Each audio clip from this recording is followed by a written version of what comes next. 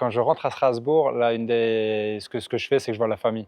Donc je vais chez ma mère, je vais chez la famille de ma femme qui est de l'autre côté de l'Alsace, enfin vers Haguenau. Moi, je suis plutôt du côté de Obernai, Bar. C'est toujours une sensation particulière parce que Strasbourg, ça reste le club que j'ai supporté quand j'étais petit.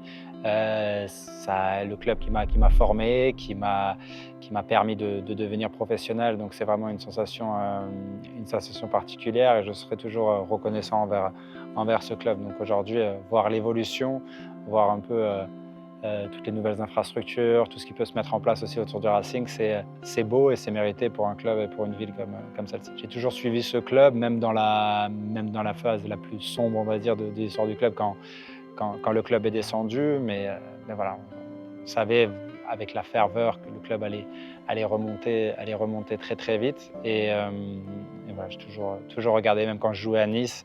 Bien sûr, on est très fiers de signer un contrat pro. Après, moi, j'ai eu de la chance d'avoir les gens autour de moi qui m'ont rappelé que ce n'était pas une finalité en soi et qu'il fallait continuer. Donc voilà, j'ai eu la chance d'être bien entouré et qui me poussait à m'entraîner encore plus fort et encore plus dur. Donc voilà, c'était vraiment la période. Je n'étais pas intégré totalement avec le groupe pro. Ils m'ont aussi préservé en me faisant des matchs avec la CFA, avec la réserve, en faisant des entraînements avec la réserve et de temps en temps être intégré avec le groupe pro.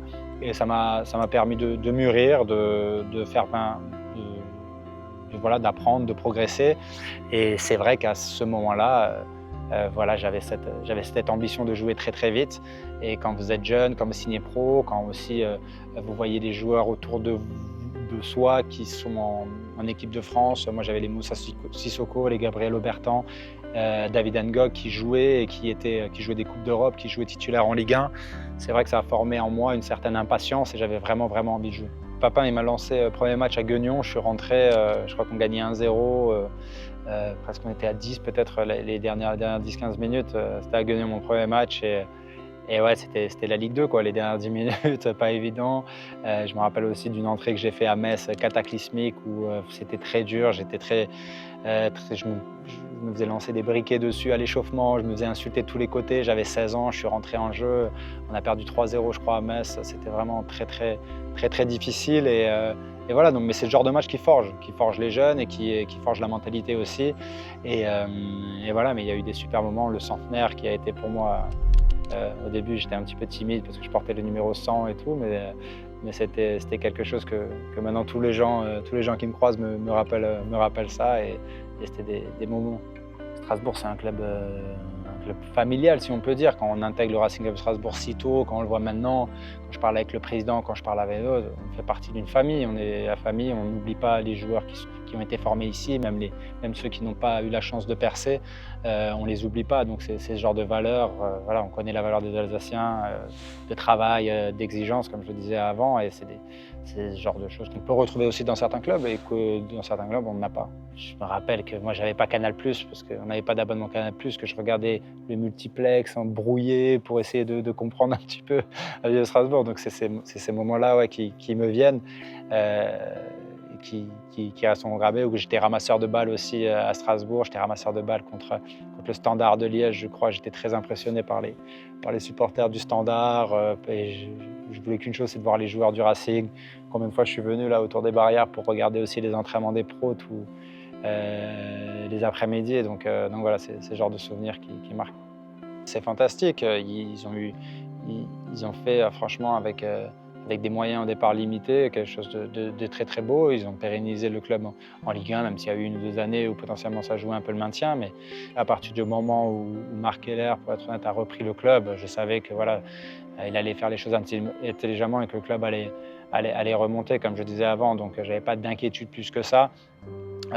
Sur le long terme, c'est quelque chose de bien. Je sais qu'il y a beaucoup de personnes qui sont réticents maintenant avec tout ce qui se passe avec le rachat du club, mais voir des joueurs aussi talentueux au stade de la Méno, voir comment le club évolue, ils peuvent être rassurés, les choses vont dans le bon sens. On voit un club se développer, on voit un club, comme je l'ai dit, qui ramène des super joueurs qui sont jeunes, qui ont envie. J'ai eu la chance là de passer quelques temps avec le staff technique. Voilà, ils sont super bien. ils sont super pour le club, ils ont une super mentalité, ils travaillent très très bien, ils sont parfaits pour les jeunes. Franchement, ce qu'ils m'ont montré, ça m'a impressionné et c'est sûr que voilà, le club va, va, va, va progresser et les gens doivent être fiers de voir une équipe compétitive, une équipe qui joue aussi bien et un stade qui se développe. Voilà, c'est ce que cette ville mérite.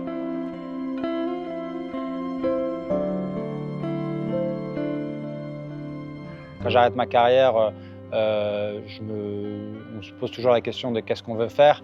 J'ai l'opportunité de faire mes diplômes de coach, ce que je fais pour le moment. J'ai aussi participé à des formations pour faire directeur sportif.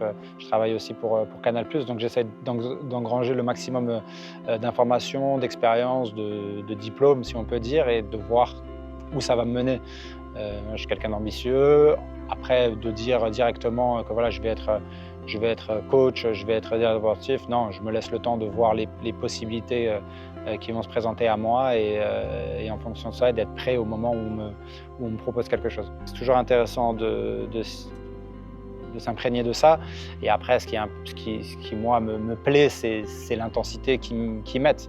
Voilà, c'est vraiment ce que j'ai connu moi en Angleterre, c'est parler d'intensité. Et aujourd'hui, dans le football actuel, c'est ce qu'il faut, de l'intensité.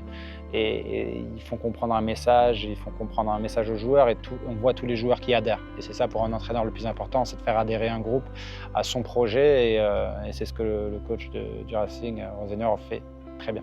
Tous les jeunes, voilà, je leur donne ce conseil. On fait le plus beau métier au monde.